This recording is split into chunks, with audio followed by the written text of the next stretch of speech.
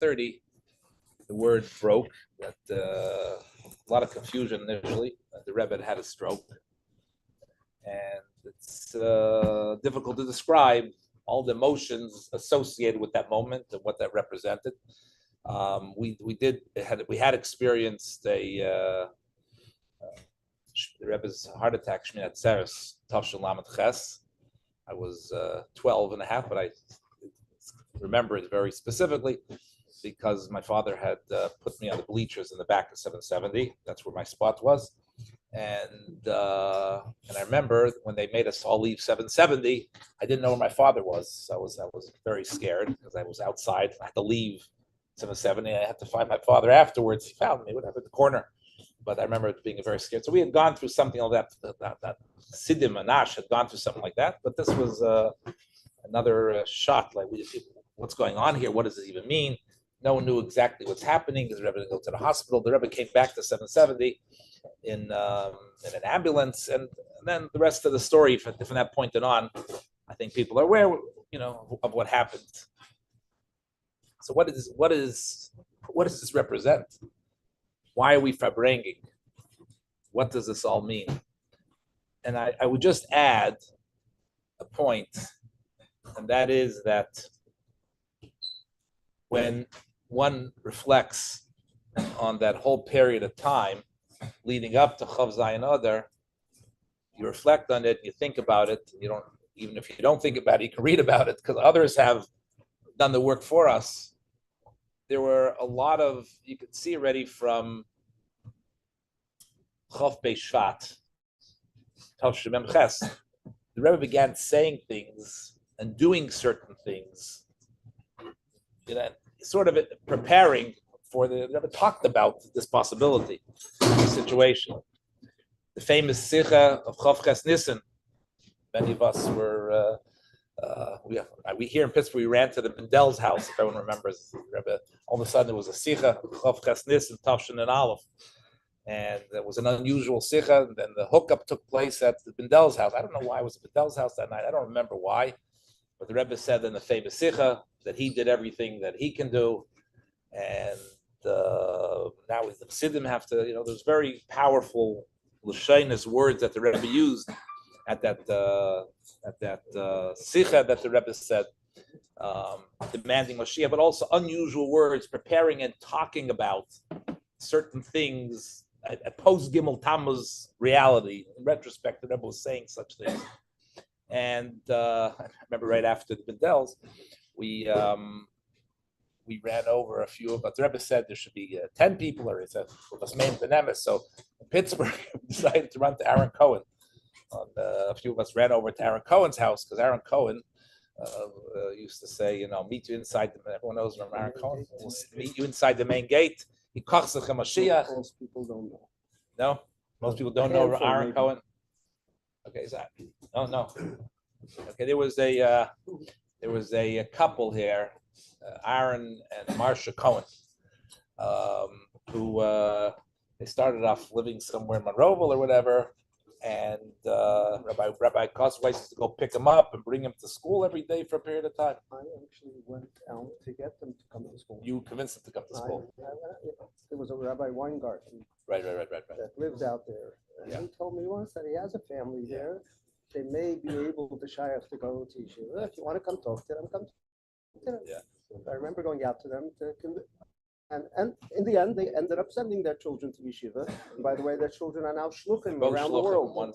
They have two sons. One's Shlem is in North Carolina, and then Dov is in England. Yeah. Scotland. In Glasgow. So they're both shluchim. I think they already have children married themselves children that are shluchim. Yeah, that's true.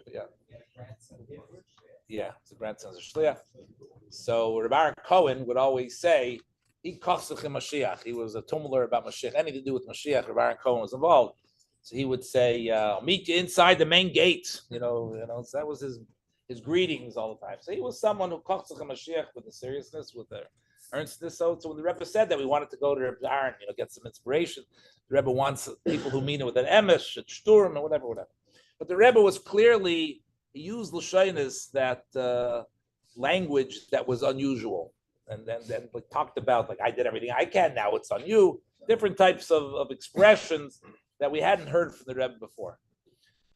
So I was thinking to myself, so Chav Zayin Nissen, Chav Zayin Adar, also is in a way, it's the Rebbe maybe preparing us, if you will, for a post-Gimel Tammuz method of communication between the Rebbe and the Chassidim, if you will,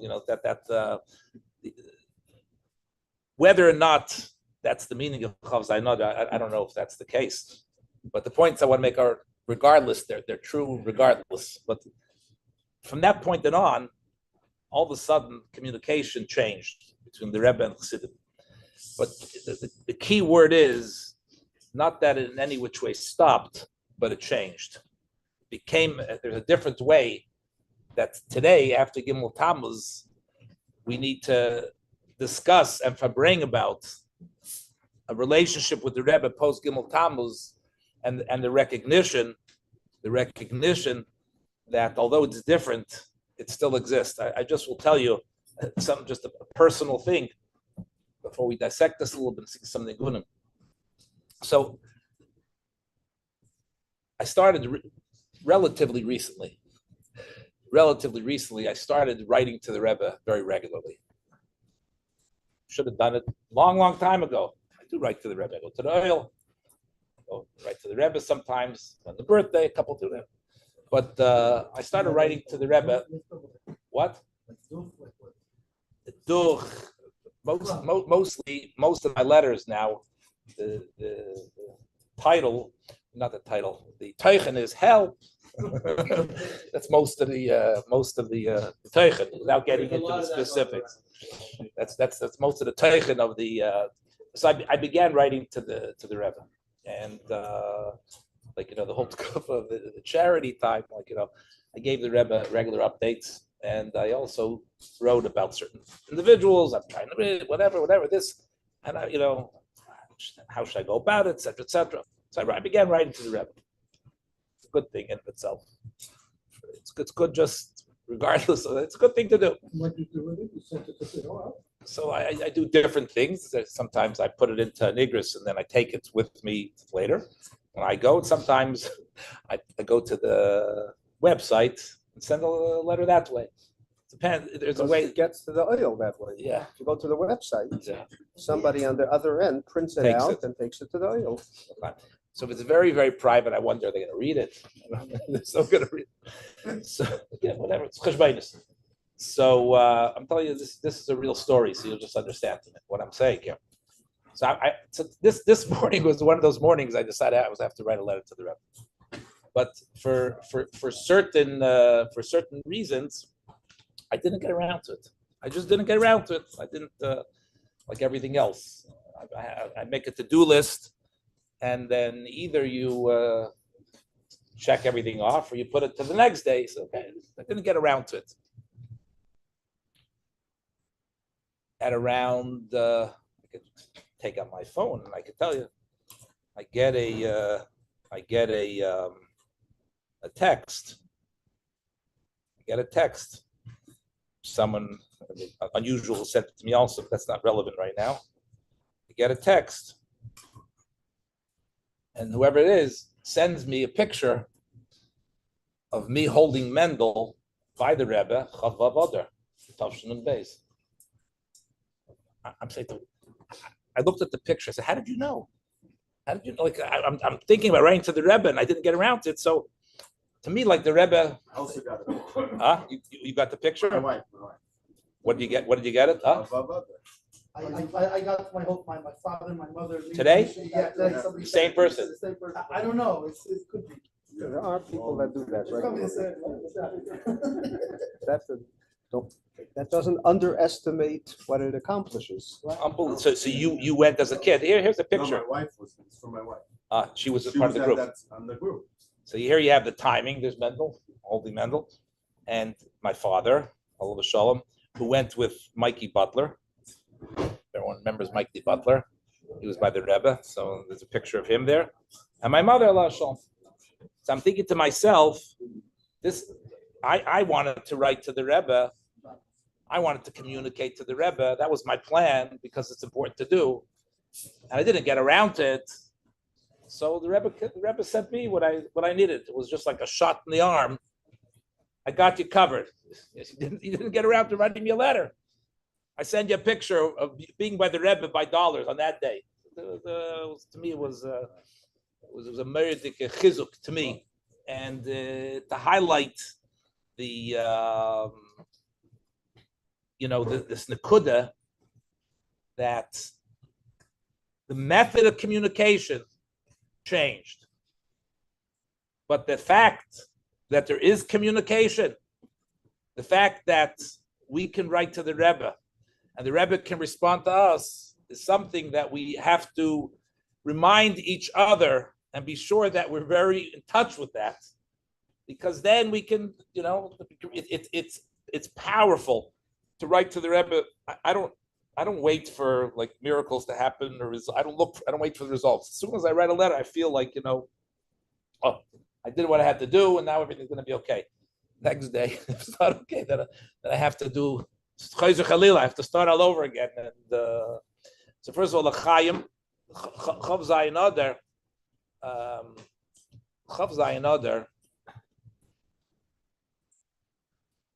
just the Chaim.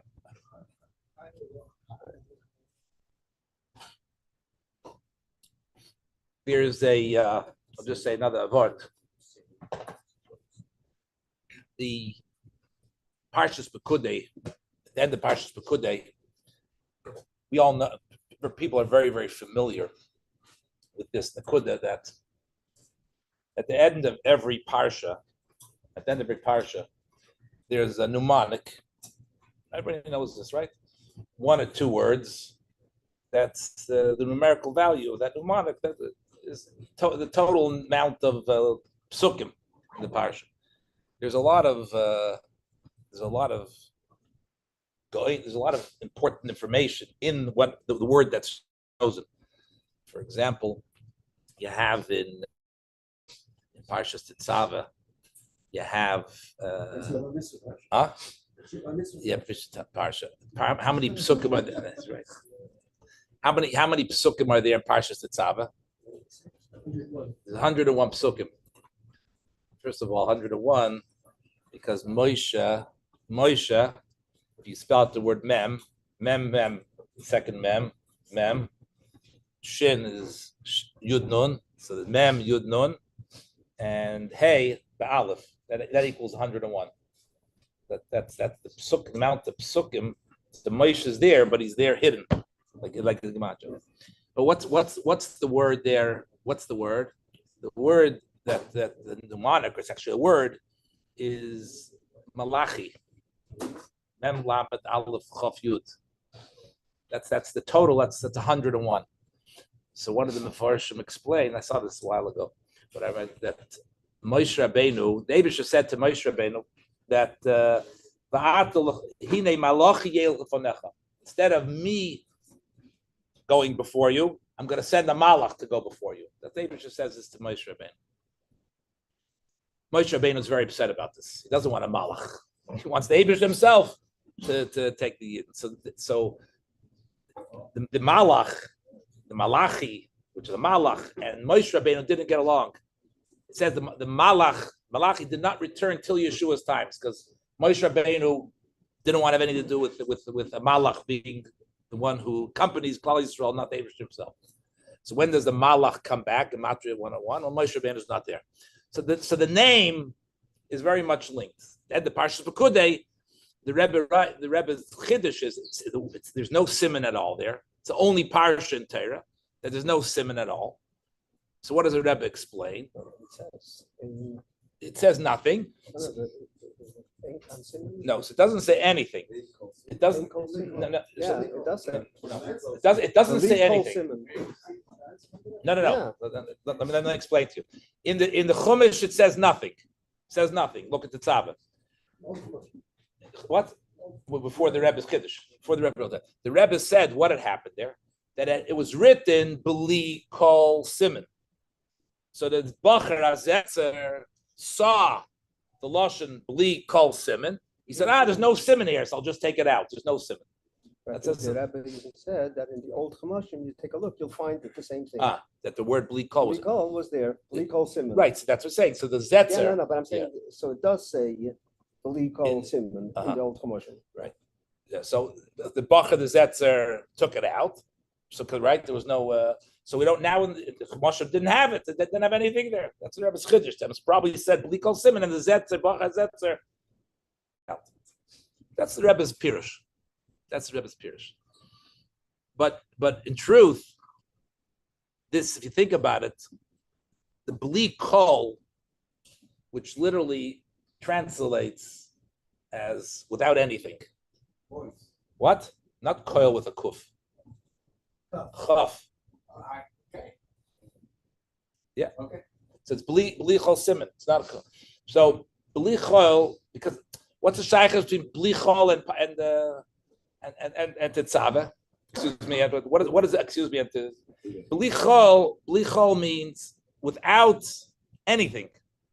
Bli chol means when it's a situation of darkness, of chayshach. When a chav zayin Adar occurs, and people become like, what is this? What's going to be? How will we continue? How will we communicate with the Rebbe? What's going to happen? That's a matzav of bli kol.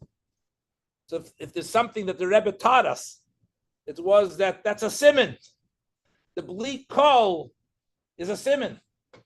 The darkness just means that you have to achieve something greater or different than what you experienced up until that point. That's the bli kol simon. So No voice since then. Bli kol. זה גם בלי קול. יש כתיבו קרי. בלי קול. That's connected also with Moshe's name not being in the... Moshe's name not being in the parsha is the greatest expression of Moshe Rabbeinu. But it's also The Adar. The bli chol is a simon. This is a simon. Darkness and void and emptiness needs to be transformed into holiness, into an opportunity, into growth, into development. So communication stopped. Communication changed. The relationship changed. It's not the same. You don't go for dollars and physically exchange, get $1 from the Rebbe. It's a different type of relationship. But it's not that it's gone. But this the Chav Zayin Simon is bli kol simon. The bli kol is a simon. Bli having this the Rebbe here physically. We're supposed to stop? It's supposed to end? No. Chassidim have to continue. Chassidis has to continue. Shlichus has to continue. Our Avodah has to continue. Our relationship with the Rebbe has to continue in a change format. And you know, some sit around and philosophize which one's better, which one's worse. That's not important. That's for the big maskilim, the great people. But the fact of the matter is that we have to continue on. Yeah. Yeah. Seeing from L'chaim L'vracha. Rabbi Markel asked that we have a Farbrengen, a Chav Zayin Adar, and numerous people asked me why, and I don't know why. I don't know. I didn't make it, so I don't know why. But even without knowing why, you're explaining it pretty good. But yeah. Wait, just because there's no simon to make Farbrengen, it doesn't really count like Farbrengen. I'm not complaining. I just don't know the answers to all the questions. Chaim. Chaim L'Racha.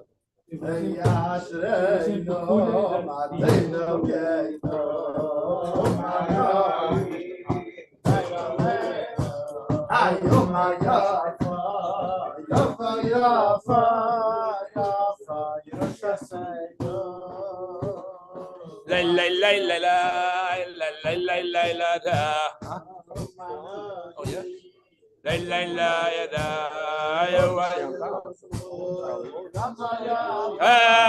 Ya for Yerusha say no.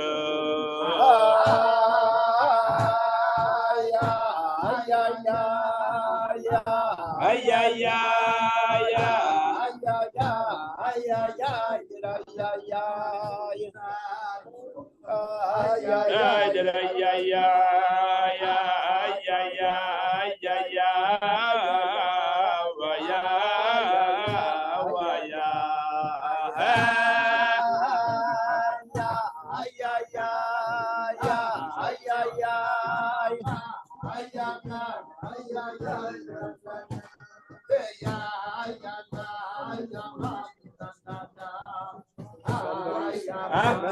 People from the waiting room.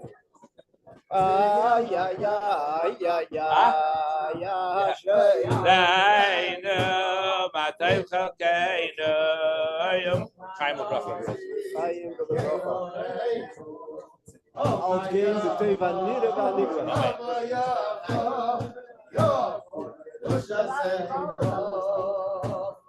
Adreinu, Matev Chalkeinu, Yomanayim, Gairaleinu, Yomayava, Yava, Yava, Yerushaseinu,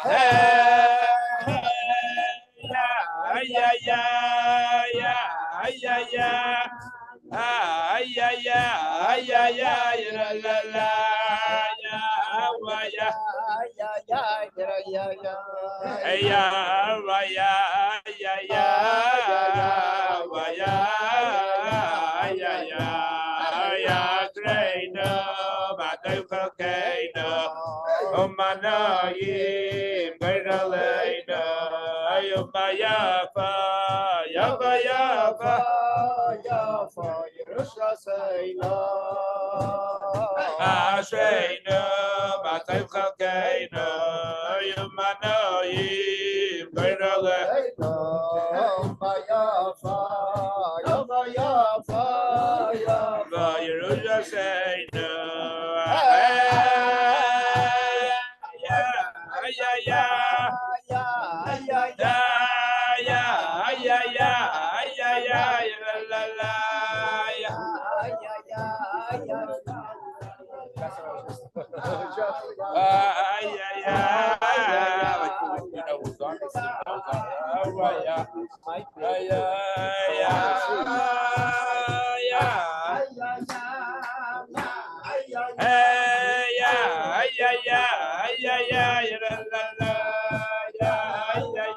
Some of them I know.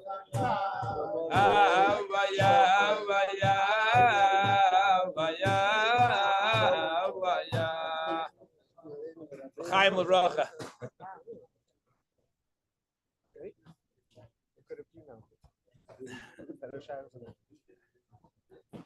The Sikha from Tafshin Chai, by Yaakov Akudei, Tafshin Chai, where the Rebbe addresses the famous question why so many psukim in the Torah, Parsha Yaakov Akudei, we repeat all of the psukim that were already mentioned in Trumat Tetzaveh. I mean, there's so many mitzvahs that there are a total of a couple psukim in the whole Torah. And the Mishkan, there's such an elaboration. And repetitious. It's repetitious. So there are many different answers to that question. Some say Trumat Tetzaveh is when HaKadosh Baruch Hu instructed, and Vayakab Kudei is when they actually implemented and fulfilled Hashem's commandment to make the Mishkan. The Rebbe talks about there's a Mishkan above, there's a Mishkan below. There's all various types of answers. What's the difference in the Mishkan Shalamayla, the Mishkan Shalamata, the Mishkan we build down below and the Mishkan above? So there's a famous vart. I don't even remember where it comes from, so you'll have to excuse me. The Rebbe doesn't mention this in that, but in addition to being repetitious, the pasuk keeps on saying "Kashetziva Hashem es Moshe, Kashetziva Hashem es Moshe, Kashetziva Hashem Moshe." It keeps on repeating that phrase. Why? So there's a Gemara. This will take a minute or two just to develop, but just the point I want to make. There's a Gemara that says like this: what's the halacha if two becheres are born simultaneously? The bechar goes to the kohen. What happens if twins are born? Different opinions.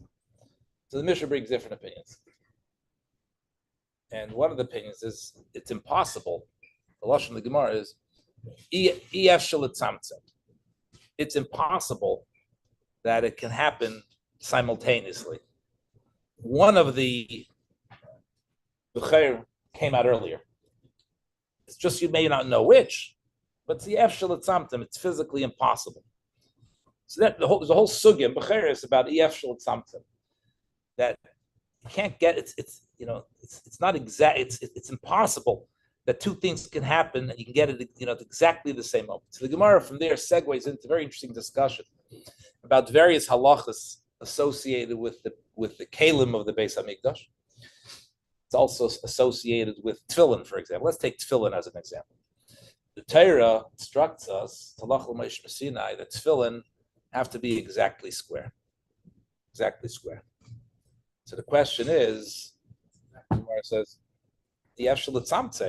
you can't. The human being can't. You can't make it exactly square.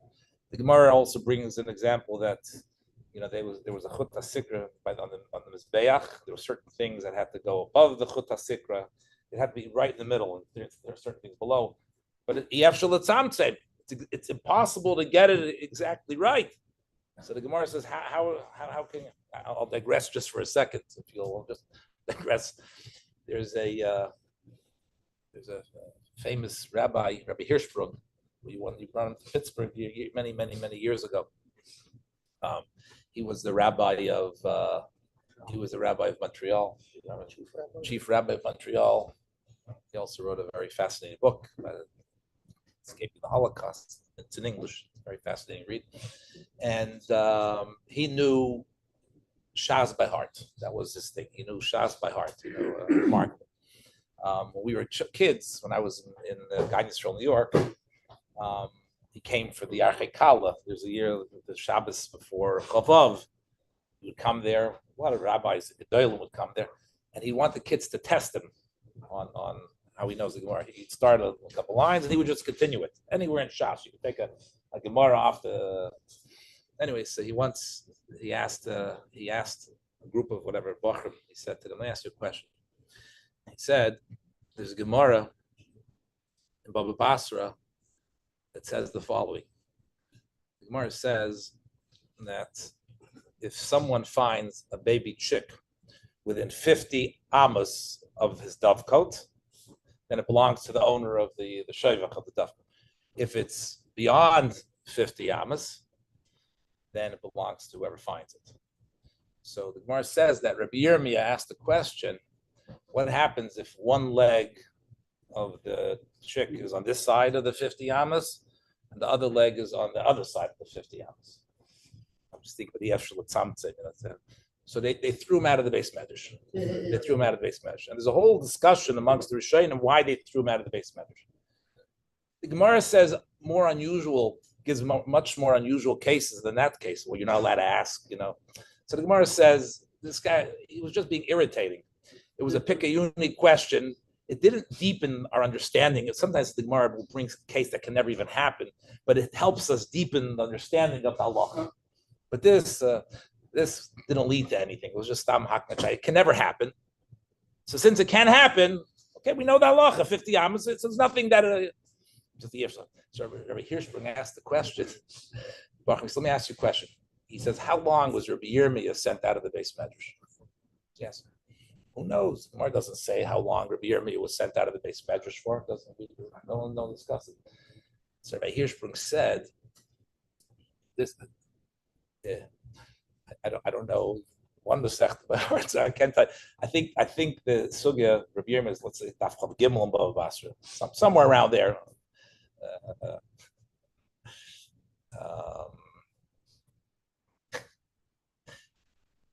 The Chassid of Pinchas Altais, and he couldn't stand when someone got up and he said, on Daf Lamed Gimel Lamed Beis, the third line says such and such. To him, he was a Chassidish Yid. So one time, a guy got up, and Pinchas was there. The guy gets up, and he said, Rosh Hashiva came to an Yisrael. He gave a shir, and he was quoting Gemaras. And so he says, Daf Lamed Gimel Lamed Beis. So Pinchas Alte says, I think it's Daf Lamed Beis, not Lamed Gimel. Rosh Hashiva was very, very embarrassed. Nay, it's Daf Lamed Gimel. So Pinchas says, listen, sometimes you get confused by a blot. It can happen, don't. So the guy runs after he finishes his speech. He gets off the podium. He runs right to the Gemara, and most of the people left already. Chops the Gemara. He opens it up, and he was right. It's Daf Lamed Gimel. He comes, chases Pinchas Alte. He says, it's Daf Lamed Gimel, not like I said. So Pinchas, you're right. Sometimes you get mixed up by a blot. Sometimes you may get mixed up by a blot. So, sorry, I didn't realize. So I don't know if it's Chav Gimel or Chav Dalet. Sometimes you get mixed up by a blot, but it's somewhere in Bava Basra that I remember. Right now.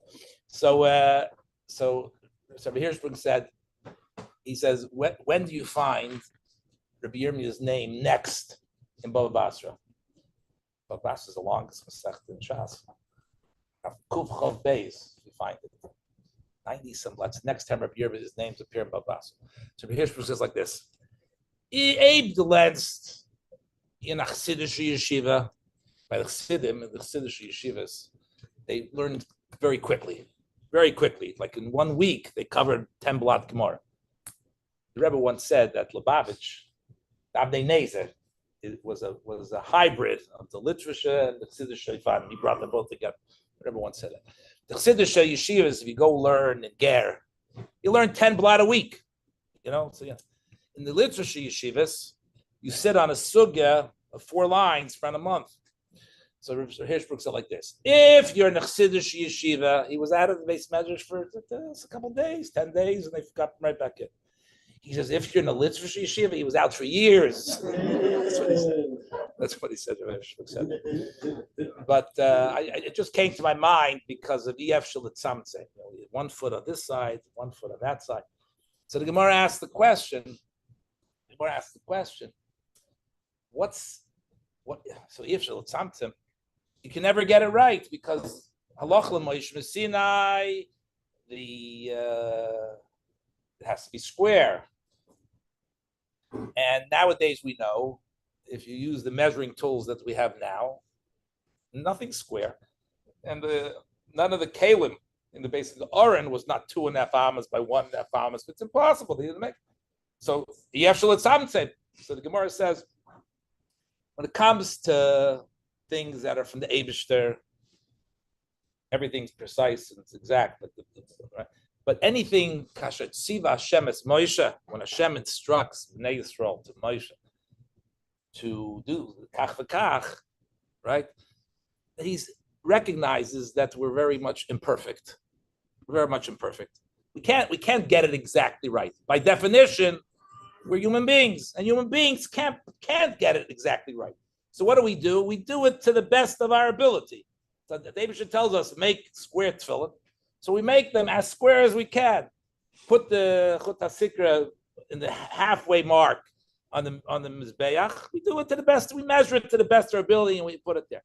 But we recognize in the Mishkan lemata, the Mishkan down here below, there's by definition human beings are involved, so there's imperfection. It's bleak call. We don't have that capacity to do things perfect. There's a recognition. What does the pasuk say?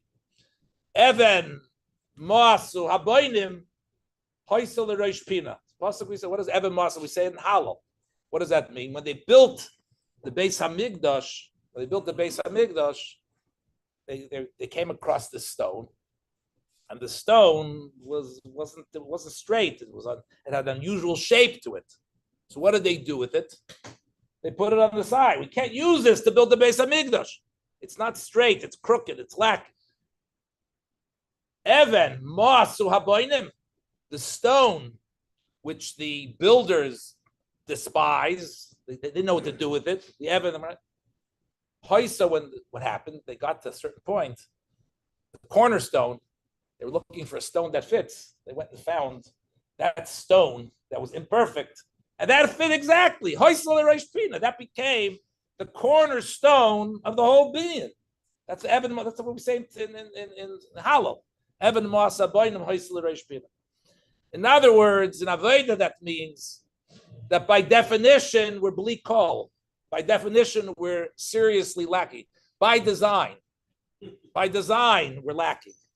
By design, we have imperfections. By design, we make mistakes. That's what we do. That's how we're created. Go to the Lechla Uman, who created us. That's how that. But what do we do with that imperfection? We identify within ourselves an area that's like that Even, that Masa Boinim, and we turn it into Reish Pina. That's a simon that has to be, we have to transform it to make it into something better.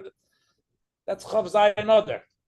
Chav Zayin Adar is working on ourselves and recognizing that when we're in a rut, when we're in a place of darkness, when we're down, depressed, when we're confused or anxious, or what have you, that can be transformed. We can lean into it and make that the cornerstone and transform it. It's after the area which we feel is the weakest.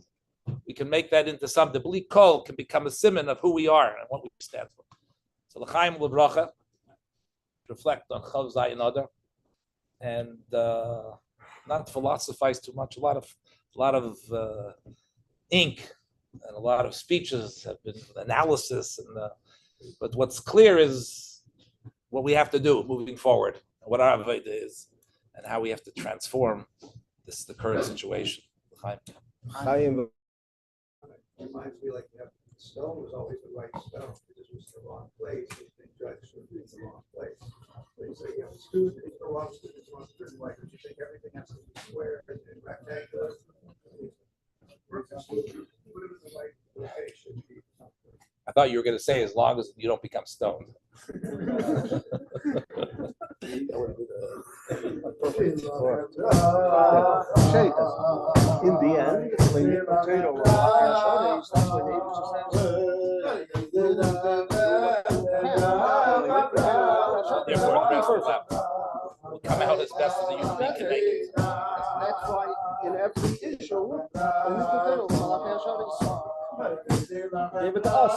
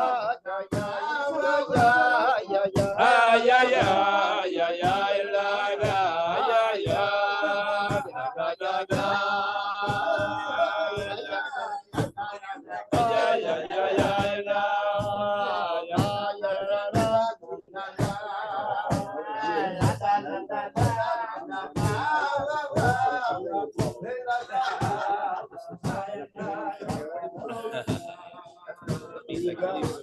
They can make over.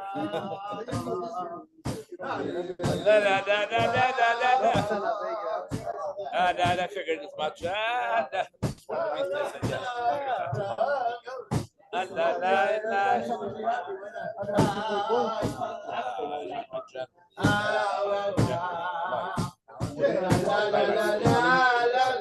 last night, so incorrect about all the sleep. Financial situation. It's not an easy. I understand. That's why I'm generally good at it.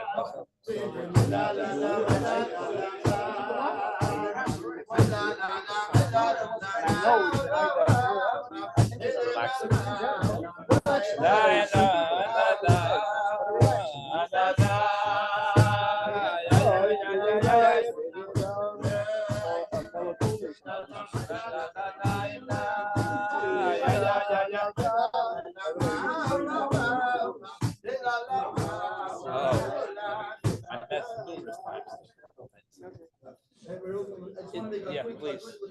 Yeah. For Rabbi Yossi. The whole Pittsburgh. It's a funny thing is maybe people who didn't grow up in Pittsburgh, maybe they remember Chav Zayin and Chavav Zayin completely different than I do. To me, it's like a huge. Saying Tavshil Chavav. What? Tavshil Chavav. No, Chavav and Chav Zayin. Chavav was the dollars, and Chav Zayin was the next thing. Adar. So it could be like to me.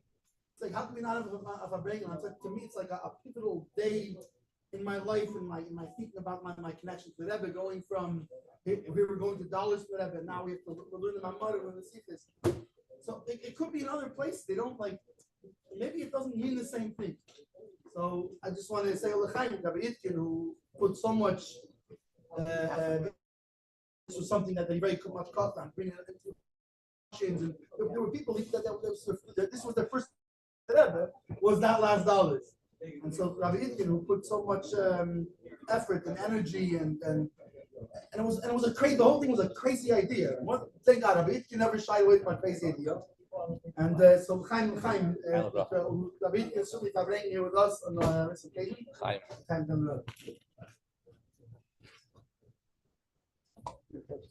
He wasn't. I actually was much more official.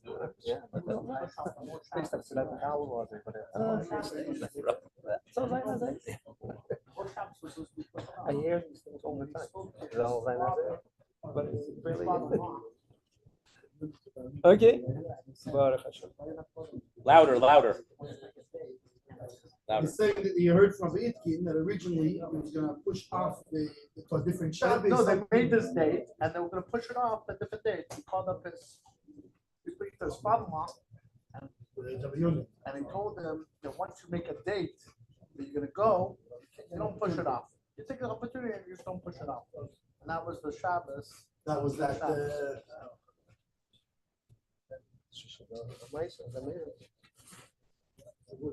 He got a visit to New York from Paris, from Rouen. Who? This is the back. Then he asked the business because his parents were supposed to come, so he should wait for them. This he told them, if you have opportunity to go. I'll add another part of the story. That I called Chabad-Lubavitch and I said to him, "Can you come next week?" He says, "I can't come next week." So we left it. That's another piece. Basically, there were a lot of people involved in that Shabbos. He couldn't come. In arranging it. He couldn't come. That was a worked piece of around it. Chabad-Lubavitch's schedule.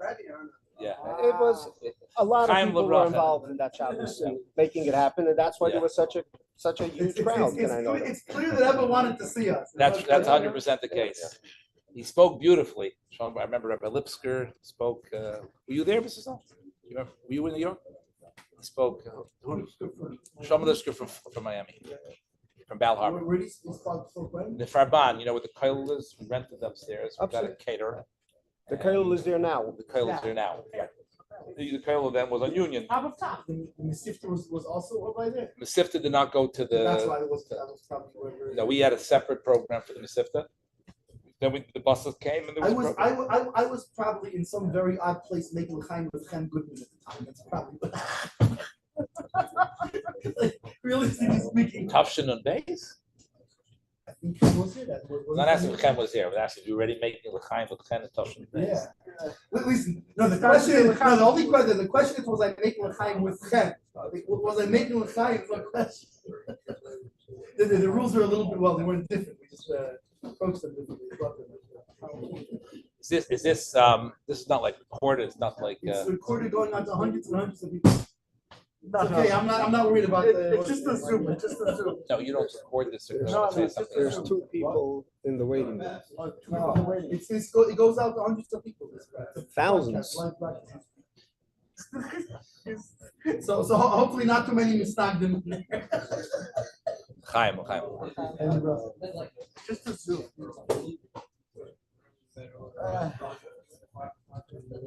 So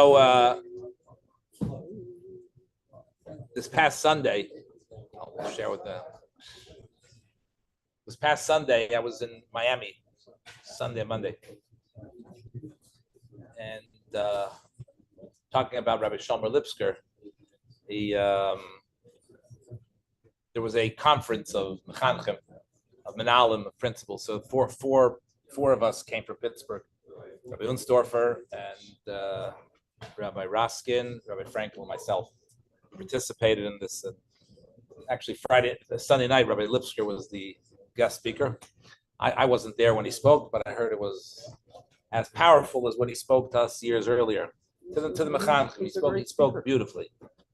I heard some of the points, but the first speaker of the program, I actually heard one speaker for 2 hours. Then I had to go do other things, meet other people and whatever.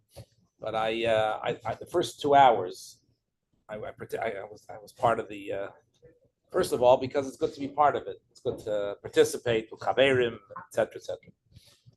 But I decided I wanted to hear the first speech. Who was the first speaker? The first speaker, his name is Rabbi Aaron Kotler.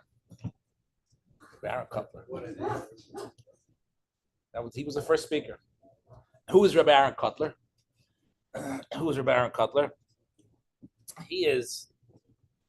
His father was Reb Schneier Kotler, who was the Rosh Hashiva of Lakewood.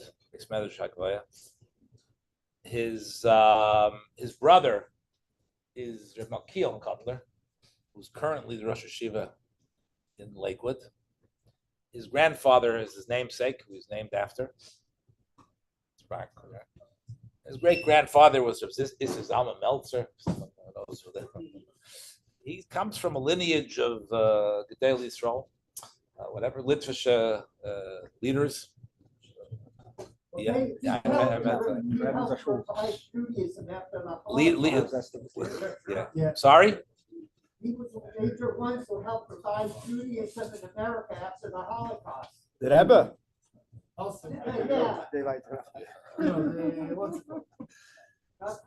So this Reb Aaron Kotler is he was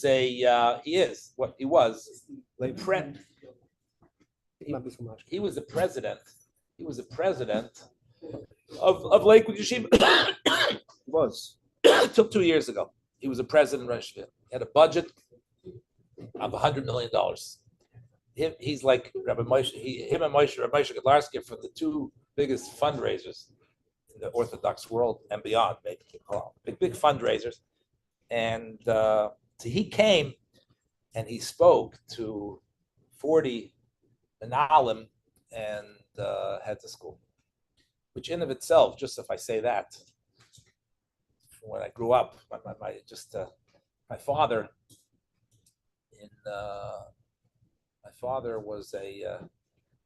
had like people don't know this about him. He had like I don't want to say rebellious streak, but he questioned a lot. He pushed back against, what, why and what and how and who. And so my father always told the story that when Rabbi Kotler came to Tervadas to speak, so the whole community said, Gadol. So my father asked like the obvious question that no one, everyone else was afraid to ask. what is a gadol? What makes you a gadol? How do you define a gadol? And he took a lot of, whatever, heat. He took a lot of heat for asking that question, but he was, he wanted to understand what the. Just fast forward, when he Yutas Kislev, Tavshin Yud, he participated in the Farbrengen of the Friedrich Rebbe because his good friend, Rabbi Yisrael Chaikin, it's like a yarn, was encouraged him to come to the Farbrengen. And he came to the Farbrengen, and it was upstairs in the Rebbe's house, the second floor, 770, and the Bachram couldn't actually be by the Farbrengen. They stayed outside. And in between sichas, you could just look at the Friedrich Rebbe and say l'chaim. My father was going to leave. He was standing outside. He was pushing. He also wasn't one for pushing. That wasn't his style either. Till later. He got used to it. It was 70. You couldn't survive later if you didn't push. But those years, it wasn't for pushing. So it's almost like, the guy who stays by the Seder till the meal, and he leaves right before the meal. First they give him a little onion dipped, and then they stop, and then they find out we're about to start the meal. They give him some morar. So enough is enough. So my father was pushing. Wait. He says, "How much do I have to wait? I'm pushing." So they convinced him to wait. And the Friedrich Rebbe, I guess they opened the door. Exactly, I don't know the exact arrangement. But he saw the Friedrich Rebbe. The way that my father tells the story, he couldn't look at the Friedrich Rebbe's face. He couldn't. Friedrich Rebbe's face was like something so holy, so the energy emanating was just, he couldn't look at him. And he looked away. And he had no training. It's not like he prepared or he went to Farbrengen or someone told him. He just naturally looked away from the Friedrich Rebbe. And he came back to Tervadas. And he told them, today I saw Gadol. So they asked, how do you find it? He says, it's not something you can explain. You have to experience it. That's what he told him. I can't give over what I saw. You have to be there. And then it's not something you can give over in words. How old was he then? 16, 17. So I grew up with this, and I grew up with other stories. Our generation, we have a lot of different stories. I don't want to tell all the stories now. It's not Negea. But just sitting there in the room and watching him speak, I was like, this is surreal. Am I dreaming or what? Aaron Kotler is speaking to 40 Lubavitcher Menalim. Not only that, he's talking about the unbelievable work of Shluchim. My good friend Mendel Lipschitz in Boise, Colorado, and he helped build a mikveh, this one here, and I couldn't believe what I was hearing. He was such unbelievable ava towards the Shluchim and the Lubavitch, and he's no longer in that position. That's in the position of Lakewood. He's no longer in that position. He left it a couple of years ago, and now he's free to say what he wants. But and now we can tell the truth. He said that first, that's place. But he told a couple stories. So because he came to Lubavitch, he told his stories. We have to repeat the story that I think it's worth repeating. His father, Reb Schneier, was a different type of person. His father already had a connection to Lubavitch and a different relationship with Lubavitch. By the way, this is just my own commentary. He talked a little bit about this as well. When he was younger, he most probably was not considered like his brother and the other people to be, the future Gedolei Yisrael, the future Rosh Hashivas. He himself he said it publicly, he was once sent out of class, being disruptive, but the fact of the matter is that he was, his geoinus, his genius, is not necessarily like his brother in a Blat Gemara and a Ketzos, which he's also by now quite well versed, whatever. But it was in contributing. He's a brilliant business person. Just you hear him talk, and he's understands governance and understands leadership. Baron Kotler, the present one, he was born a little bit after. Just a side thing. I went afterwards on Monday to meet someone I was trying to see if we can involve someone who had come to share Pittsburgh 25 years ago. He was here with Pender. He came next time, whatever. So I went to see not Penzer, the other guy. He used to come to share. So I spent some time with him. He's coming to Pittsburgh with us, whatever. So his name is Aaron. So I was telling you, this is Monday. I was under the influence of the fact that he came and his whole story. So he told me, my name is Aaron because I was born a few weeks after his grandfather passed away. So I was named after him. See, my father was very close with him. It was whatever. So he was this type of a guy. Most probably when he was a misunderstood child who went on to become the leader. He $100 million budget he covered it. For many years, and he did it in an unbelievable way, and he transformed the whole way they approach fundraising, and his whole theme was positivity. His whole theme was that there's a letter where I believe Rabbi Posner, I don't remember right now, writes to the Frierdiker Rebbe about all the problems and all the issues and challenges. So the Frierdiker Rebbe says to him, the schus that you have to be read, like a very, very powerful letter. So he spoke about this Nakuda that, he says there's not an organization that doesn't struggle every day. He said, but you have to approach it with humility. He said that they have dinners there. The dinner in Lakewood has, I don't know how many people come to dinner there. It's probably thousands of people. So he instituted that all the fundraisers, it's probably a 15, 20, 30, how many, whatever. He says that they have to stand by the front and they have to greet every single person. If someone got into their car and drove to an event, you have to greet him. He says, so the Rosh Yeshivas, they're for sure not going to greet. They're up front and they'll sit in their drush. So one of the guys says to him, it's below my dignity. I should stand in the front and greet everybody. I'm a Bentera. So he said, I said to myself, I have 1 month either to change his perspective or he has to find another job. He says you have to, the ISIS are like Lubavitch speaking. Like it was a positivity, and humility, etc., etc. But he told a very interesting story about his father. He told a story that Lakewood, it used to be, it's like that in most yeshivas in Lubavitch also. Most Talmidim have in their bedroom a toaster oven. And they have a urn to. Now the official rule in almost all yeshivas is you're not allowed to have that. But not only do they have toaster ovens in Chicago, I was told by someone near and dear to me that they put up a cholent even, and there were so many different things. They couldn't. They blow the breaker, the fuse, so they ran a extension cord over the door to something in the hall to plug it in. Like the whole thing was like toaster ovens, cholent pots, urns for coffee. That's a standard yeshiva. That's what you would find, and that's what you found in Lakewood. Everyone had their toaster ovens. These are older bachar already. There's not. So the city one time began to crack down. It's a safety hazard. It's a fire hazard, by the way.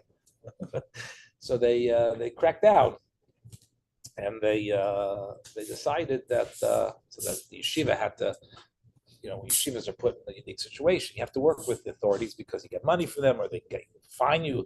So they worked with them, and they said to the bachar, you can't have any more toaster ovens in your room. But in order to placate the bachar, they built like a kitchen where everyone was allowed to put their toaster oven. That's where you could cook your toaster oven. The bachar weren't happy, didn't accept it. Friday night, he walks into his father's office. This is Rosh Yeshiva of Lakewood. Walks into his father's office, and the room's turned upside down. So bachar came in and damaged the room. Took things off the wall, turned the couch upside down, like caused damage to his father's room. So, not necessarily on Shabbos. They came into the office Friday night, but they did it earlier. It doesn't know when he did it. So he Watch his father. His father didn't say a word. He's quiet. Doesn't respond. Klum. Nothing. Okay. Then Shabbos, he says nothing. Doesn't say one word to anybody. Sunday, he tells the Bachram he's going to give a shmooze. The literature Shavel to have a shmooze. Usually you do it the second Seder. This time he did it the first Seder. Whatever. Not important. Those details are not important. Okay, what's the shmooze going to be? No one even knew this happened. No one. So his whole shmooze was that this is the Oisius in the literature Welt, different Isis. The thing is that for a Ben Torah is a very, very gehabena thing to be associated with Torah learning. He gave like a uplifting, motivational speech of the schus of being a Ben Torah who's immersed in learning and lives his life according to the dictates of Torah. That was the speech. And he finished and walked away. And later on he said, listen, he said, if a Bocher can do that, the only explanation is he doesn't know who he is. He doesn't appreciate what he represents. Clearly. So what am I going to start? Give him a lecture on what he's not? I have to work harder at educating him who he is. I have to tell him who he is. So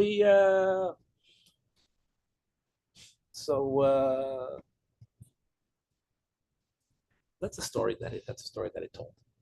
You know, they say tell a story. They say that, you know, no. They tell a story. They say that someone who has to say drushes never does tshuva. Never does tshuva because whenever Rosenfeld can relate, because he always has to speak. So whenever you hear a drasha, let's say you hear a good word, say, I can use that in my next speech. You're not supposed to just hear speeches and then when you hear something nice, I can use that somewhere else. You're actually supposed to internalize it. When he told the story, I seldom get inspired from it. I usually think, I'll use that my next whatever. That's my next. But this was you can learn from everybody. And the part is that I think this guy himself, you know, Bli Kol, whether it's the kid, it's our own child, we look at and we say nothing will ever come of him or her, or it's a teacher in school, our student, you know, this is like the Evan Moss Aboinim. This guy will put on the sides. You know, they're not going anywhere. My father used to have a saying. About he would say, this child, his mother has to give birth to him all over again. We got to start all over again. You know, like we can't just move forward. Yes, like let's go back to the pregnancy, give birth, and let's try again. That type of thing. You know, student. My father's. Some students you'll always remember, and other students you'll never forget. So last year, Rabbi Tamboski told us. He said my father was still coming. Last year or two before he passed away, he came to Kesset to the Hillel. So my father there to look, you know. So he says to my father, "It's Rabbi Tamboski," and you remember he used to say that some students you never forget. He told him that. So he says my father didn't respond. He looked like, so he says to father, he says, Rabbi Rosenblum, it's Rabbi Tamboski. So my father says, I heard you. I'm just trying to figure out which kid you are. The one I remember, never forget. He told that he told us this. My father told him. So you have the child, or the student, or your colleague, or your friends that Mosu Haboinim, M Dafne Ibrahim. Yes, we have to start all over again. Or within ourselves, we have a certain trait, we have a certain behavior which we give up on trying to change or transform. It's just who I am. That's what I. But the way to transform, and I would say to you that most people, if you see someone like turn over, like my office is turned over, someone comes and damaged. So we go right into this mode of such terrible bachram today, such bad education. Parents don't know how to parent anymore. And the whole world is falling apart and everybody's bad. And there's no future. We might as well close up shop and find something else to do. I mean, that's how most people respond to the kid, to the situation, to the problem. That's a standard way of But the part of the matter is that the kid who did that, of course, they didn't do what was right. But the question is, are we trying to solve problems? Are we trying to change something? Or are we trying to vent that that these things exist and these people act this way? So the bleak coal is a simon, always. And the question always is, what do I have to do to turn the darkness into light, to turn the void into something that from the ayin should become a yesh? That's always the question. What's the best way to get there? The destination is clear. To focus on what didn't work and this and the Gemara says about history. The Gemara says a statement. What happened happened. We're not interested in what happened. We're only interested in what happened if it impacts the future, if we have something to learn about how to do something different in the future. We don't care about what happened. By the time he walked into the office, the room was destroyed. It happened. It happened. So we're not going to change that. What can you do? We can reflect on what can I do to turn the bleak coal into simon? How can I turn this chayshach into ur? And that only happens by positive, humble, loving recognition that this is what our shlichus is, to keep on going, keep on working through things personally, communally, etc., etc. That's Chav Zayin Adar. At least that's one person's take. So l'chaim l'bracha.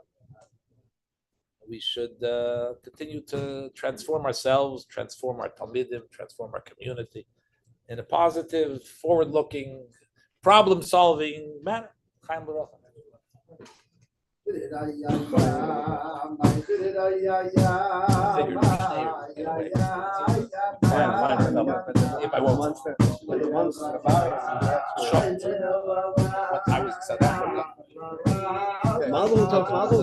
Oh, right. Double mazel Twins. tov. A triple mazel tov. Bar mitzvah. Beautiful. So I'll be going for a bar mitzvah this Shabbos. Monday, tomorrow night I'm leaving for Monday until the 26th. Hey, Mordechai. That's the answer. To the best of my. I don't know what we're going to talk about.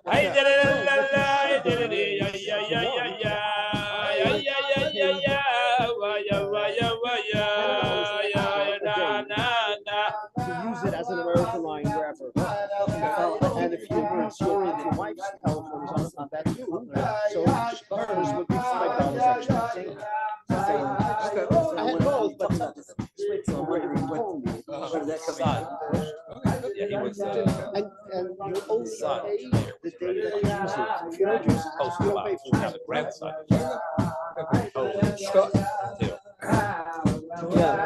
I was a very big toll. What had happened?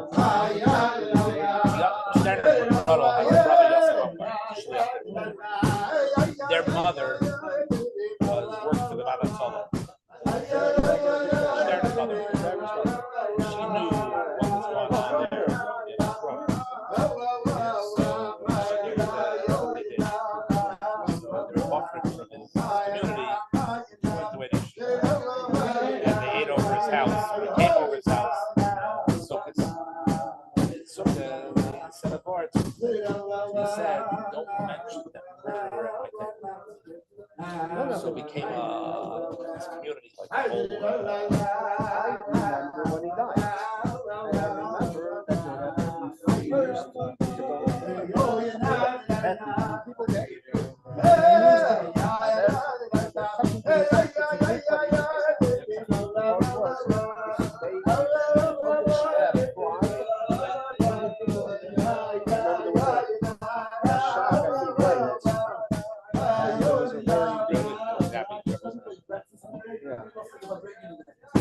I remember when he died. They didn't bury him for quite a few days because he went from one place to another. They said by the time he got to Israel, it was so geschmeckt As appropriate. as they had to get at. Okay, you can continue.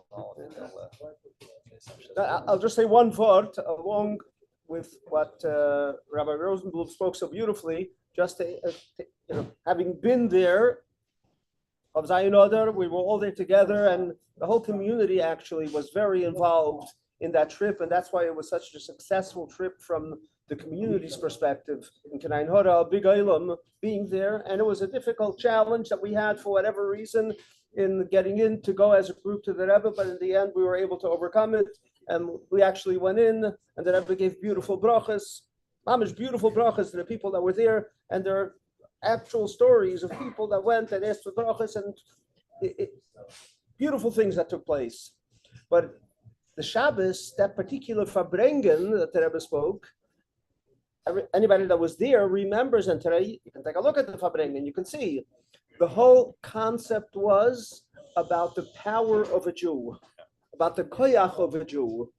Basically, on the one hand you talk ein kan simen or ein kan or whatever, but at the same time, what the Rebbe really spoke about was the perspective, if it's ein kan, if we have the bittul, then the Rebbe says each and every one of us is empowered to do anything we want. Anything we want. That there's an expression, that if we invest effort, energy in accomplishing something, it's not to say, well, who am I to be able to do it? Who am I to raise the money? Who am I to teach somebody? Who am I to? Every Yid, if something comes his way, it's a sign from the Eibishter that you have been empowered. Each and every one of us is empowered. And the fact that we live in a generation that we do today, all the more the reason for us to recognize that today we are empowered to be able to accomplish what we can, considering the circumstances that we're in. So maybe once upon a time, if those big chassidim of once upon a time, if they lived in a generation like ours, they couldn't have accomplished what we can. They never could have brought changed a world like the Rebbe did with so many Bali Tshuva, which the Rebbe continues to do to today, in today's day and age. I was at the oil a few days ago, and as I'm standing by the oil, one person after another, and I like to talk to people, and who are you, where are you from, kind of thing. And one after another was saying that they became a Baal Tshuva last year. Somebody else told me this is the first time they're coming to the oil, and they just 2 weeks ago started putting on film because they met a shliach somewhere. Over and over, these kinds of things that are happening today never could have happened. The people weren't around that could have made it happen back then. And today, anyone from the older generation, I was there with my father. He should live long and well. He was there, and he said, I can't believe what I'm seeing. I can't believe what I'm seeing and hearing. He was listening to these conversations. That what shluchim are accomplishing around the world today, it never existed.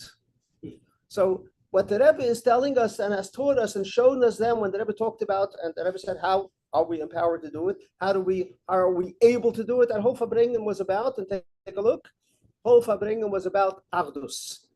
That when there is unity, then you have the ability to accomplish an unbelievable amount.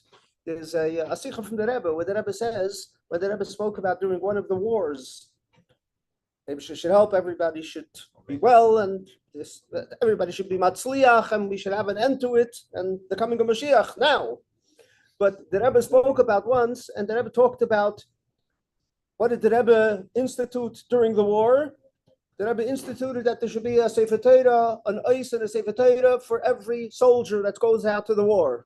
And what the Rebbe said at so on the one hand, it's a schus. A soldier has a letter in the Sefer Torah, it's a tremendous schus for him.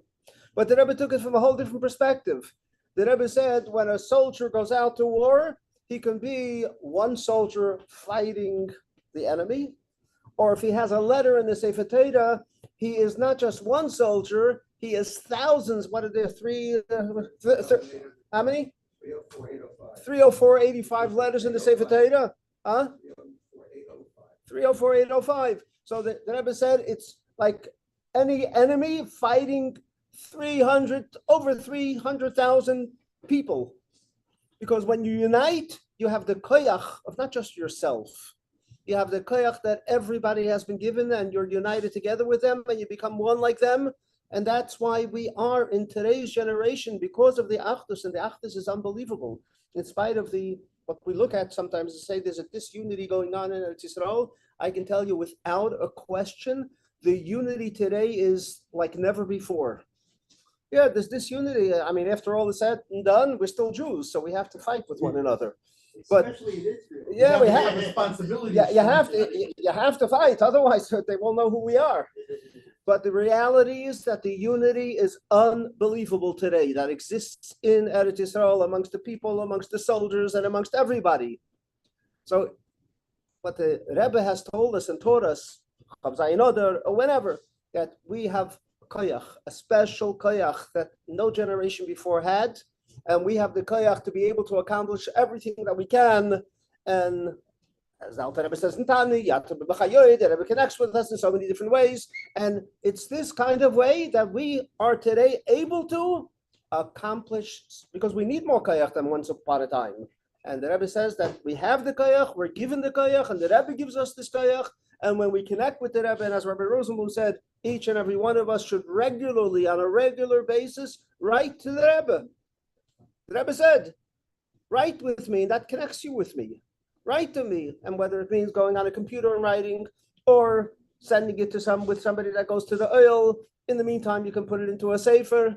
I can tell you, talking about a sefer, my father-in-law, Rabbi Darren, when he was in Shanghai,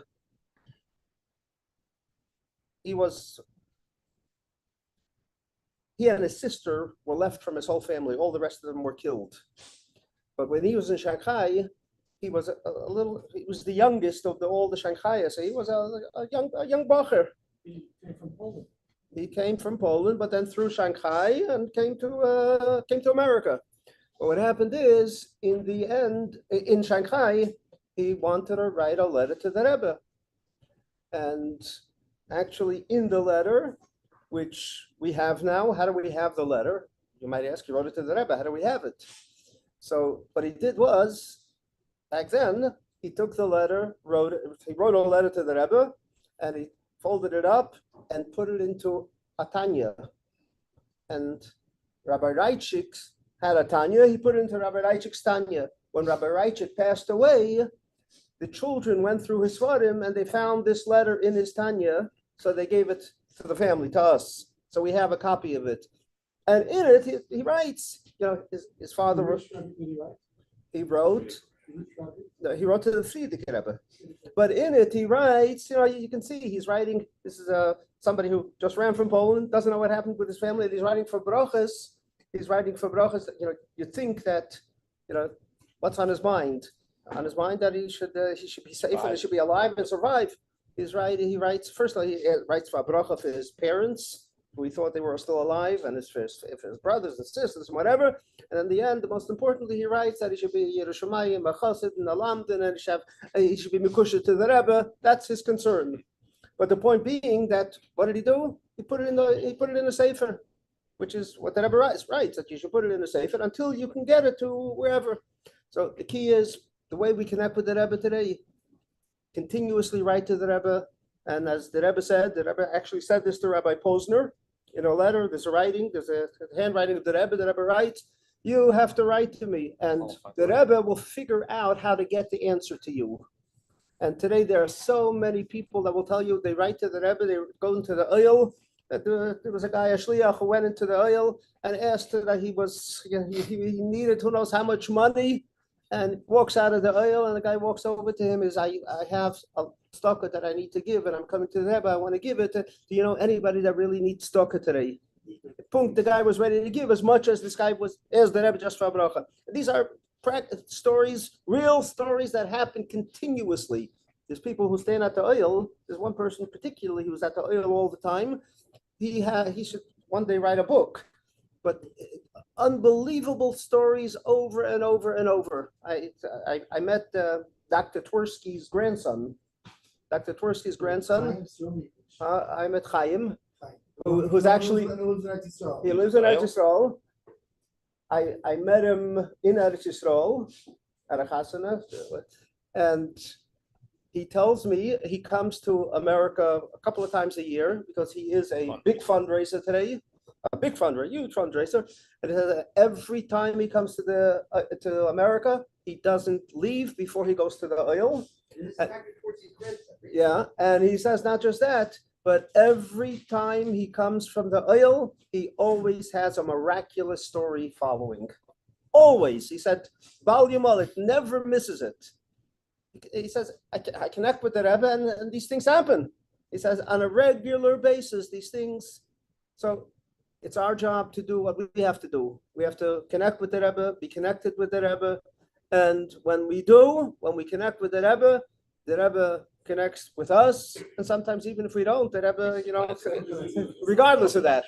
So l'chaim, everybody should do what they can, and the Rebbe certainly does, regardless what he needs to for us. And we should have only simchas, gesund, onachas, and most importantly, we should have the Yeshua Gedolah, the great salvation with the coming of Mashiach. L'chaim.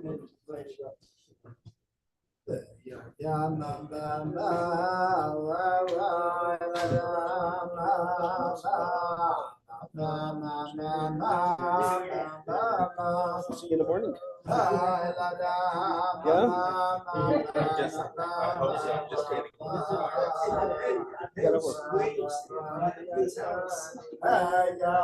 He knows and he doesn't say that, Rabbi Zeitz. We understand each other. Anyway.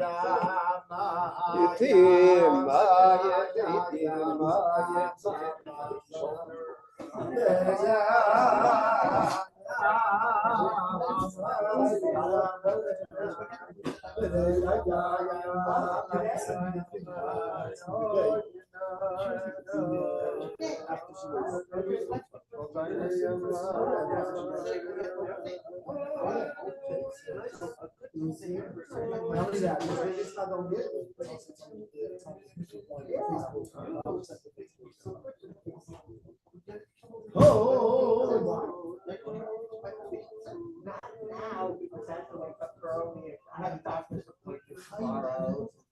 You know, Case in point.